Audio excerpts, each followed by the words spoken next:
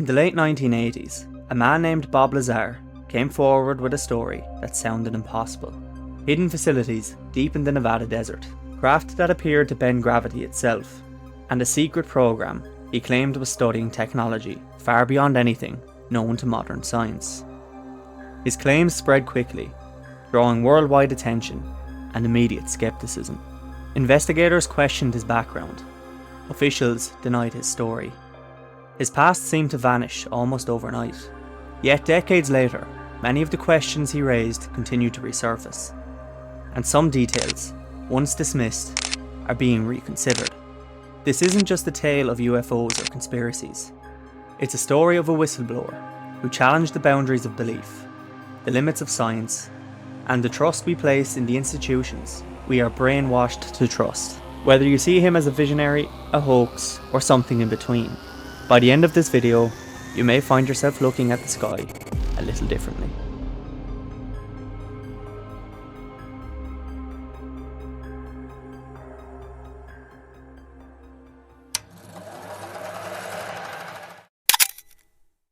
(1982) Los Alamos, New Mexico.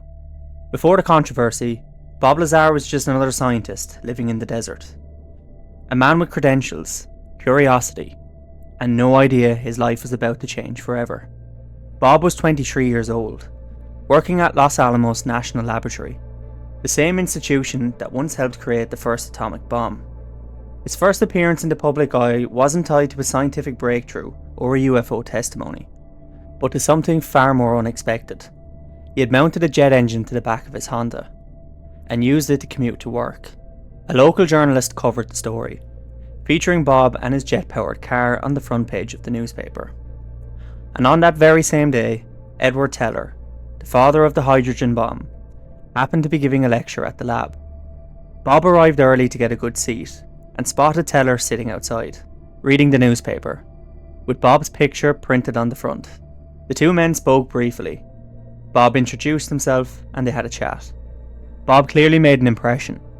Years passed and Bob had pursued other career paths that didn't quite work out, eventually reaching out to Edward Teller again, sending his resume reminding him of their encounter in Los Alamos. And Teller responded. He provided Bob with a reference to a contact at a company called EG&G, a contractor with a special projects division that operated in support of highly classified testing sites. He later received an invitation to an interview at their special projects office at McCarran Airport in Las Vegas. The position they described involved advanced propulsion research, conducted at a remote location with rotational scheduling. To them, Bob seemed like the perfect fit. Experience at Los Alamos, a reputation for unconventional thinking, and a personal recommendation from Edward Teller himself. Bob accepted the offer, and from that moment, nothing in his life would ever be the same again.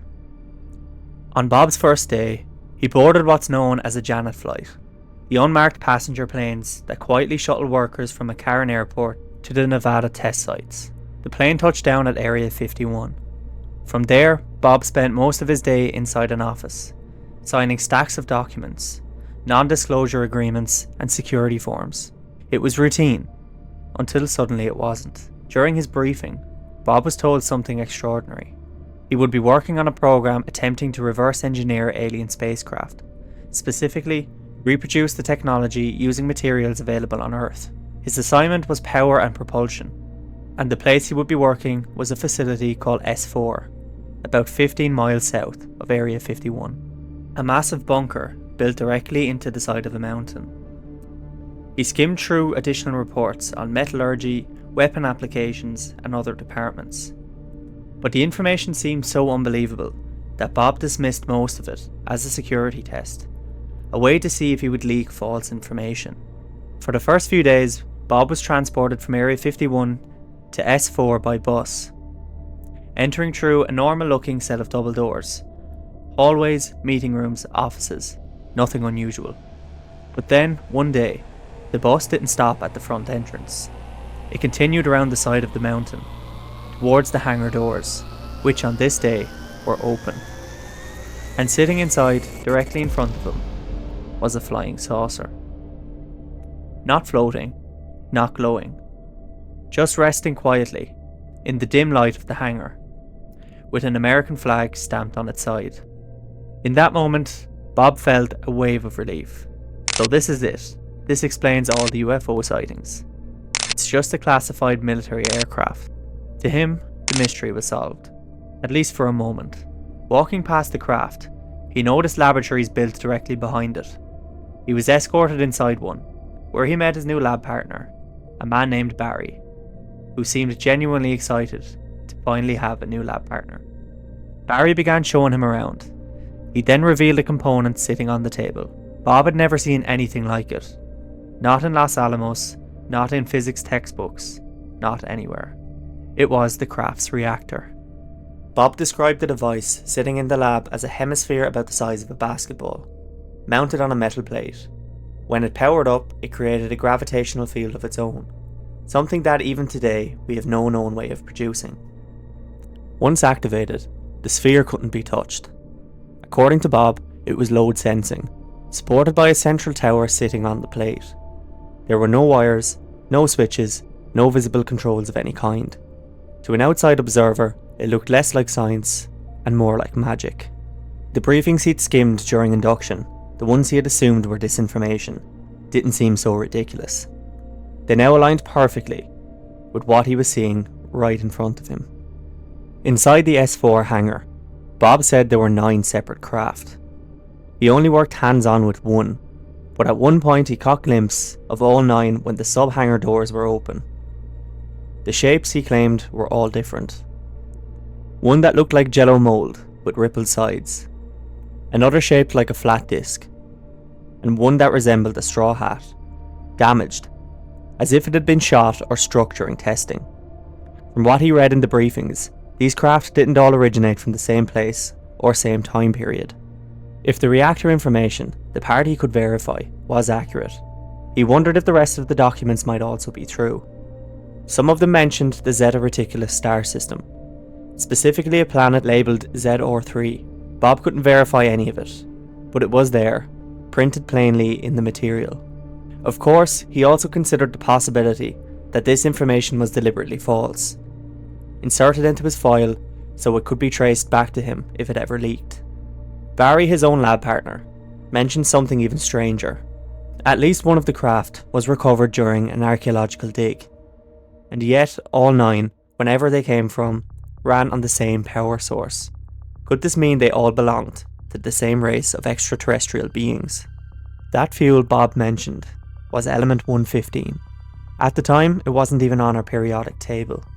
It wasn't synthesized by scientists until 2003 in Dubna, Russia, and even then, only for a fraction of a second. So how could Lazar have known about this in the late 1980s? By this point, most people would be terrified, but Bob said he was exhilarated. He felt like he was at the cutting edge of science, but that excitement didn't last. The more he learned, the more uneasy he became. The physics were beyond anything he understood. The power of the technology was unnerving, and eventually he began to feel less like a scientist and more like a test subject. That feeling came to peak when Bob discovered why he was brought in.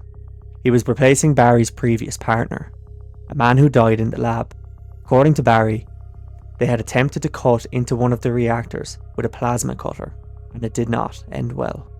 On one occasion, Bob had the opportunity to step inside the craft. There was a theory that the exact placement of the reactor inside the vehicle was essential to how it functioned.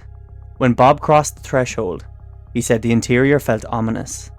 Everything was smooth, seamless, uniform, and as if the entire craft had been grown rather than built. No bolts, no joints, no panels. The only recognisable feature was the hatchway. Bob noticed immediately that the craft wasn't designed for humans. He couldn't stand upright. The seats were tiny, suited for beings around 4 feet tall. The interior was sparse. 3 seats, the central reactor, and a few subcomponents. That was it. There was another team working on the archways, part of the craft's internal structure, but communication between the groups was strictly forbidden. Bob's briefing materials described the craft as having 3 levels. The bottom level, 3 gravity amplifiers, rectangular units with gravity emitters below them. The middle level was the reactor, and the top level what Bob believes to be the navigational system. He estimated the craft was approximately 52 feet in diameter. One day, while Bob and Barry were working in the lab, their supervisor Dennis came in, asked them to come outside and to observe the flight test. Outside the hangar, the craft was sitting on the ground. Someone was inside it, preparing for a controlled test. Bob watched as the craft lifted silently. Just a faint corona discharge, a soft blue glow, and a hiss. At about 5 feet off the ground, the glow faded and it hovered in total silence. For that test, the disc moved from left to right, performed small maneuvers, and gently settled back down. Months later, Bob got a hold of the test flight schedule. It listed basic maneuvers, high performance tests, and specific times. Always on a Wednesday. According to Dennis, Wednesday nights were chosen because the highway and the town traffic were at their lowest levels. Back then, the boundaries of the test site hadn't been expanded yet. You could actually see the test areas from the public gates. At this point, you also might be asking, why would Bob walk away from this? He's just 6 months into the job, and the pressure is beginning to crush him. Barry practically lived at S4. Bob worked 3 weeks on and 1 week off rotations. But even during his week off, he was never truly off. Dennis would call unexpectedly and order him to the airport within 45 minutes for an immediate Janet flight. Morning, afternoon, midnight.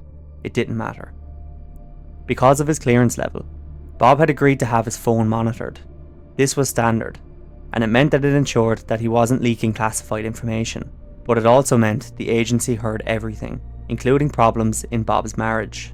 His wife, Carol Nadine Strong, noticed Bob disappearing without explanation and assumed he was having an affair. In her frustration and suspicion, she began having one of her own, with a flight instructor. To maintain top secret clearance, employees were required to have a stable home life. When the agency learned about the affair, they became concerned.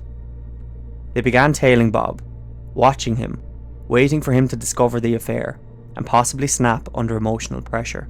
If he broke, there was risk he'd reveal everything. Bob noticed the surveillance, cars following him, strangers monitoring his movements.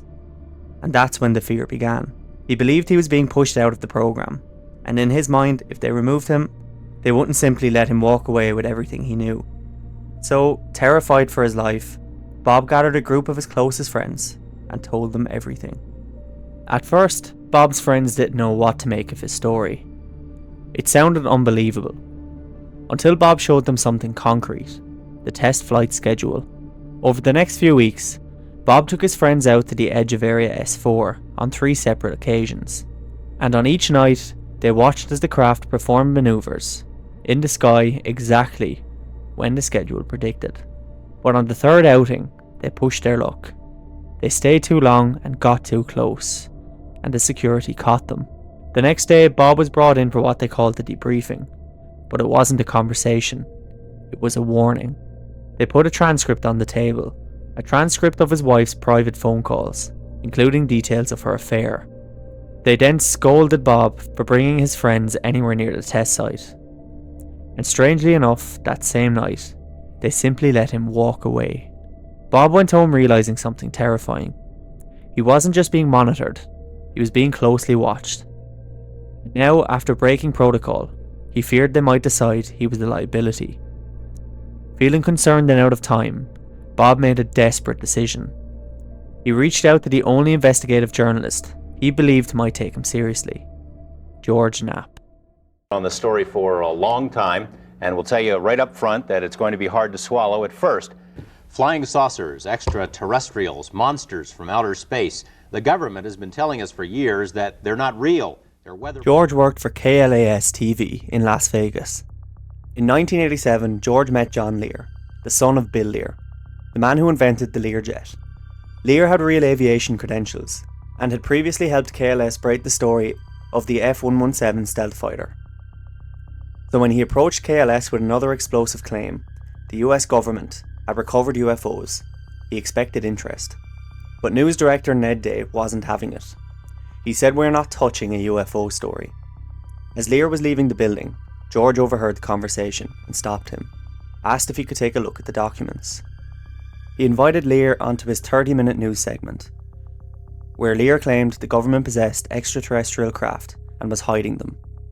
Viewers were stunned, ratings spiked, and the station suddenly found itself in the centre of one of the strangest stories in Nevada history. Lear also hinted he had a contact working at the test site. That contact was Bob Lazar. Months later, George was preparing for an evening broadcast when his scheduled guest cancelled. With no backup, he called John Lear, asking if his contact inside the test centre was available.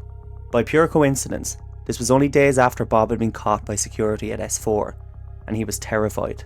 Bob agreed to go on air, but only if his identity was hidden. He appeared with his face blacked out, voice altered, and a dummy name. He shared the basics of his story. The reaction was immediate and explosive. For George, airing that interview was incredibly risky, professionally, journalistically, and personally. It was the kind of story that could ruin a career. So George did what any responsible journalist would do. He tested Bob hard. Lie detector tests, background checks, studying ufology, visiting Los Alamos in person to see if Bob could navigate the facility, interviewing former co-workers, digging through newspapers, including the article about Bob's jet-powered Honda that identified him as a physicist. All of this happened before Bob's face was ever shown. Meanwhile, Bob's house and car were being broken into. Someone almost certainly connected to the program was trying to intimidate him or push him over the edge.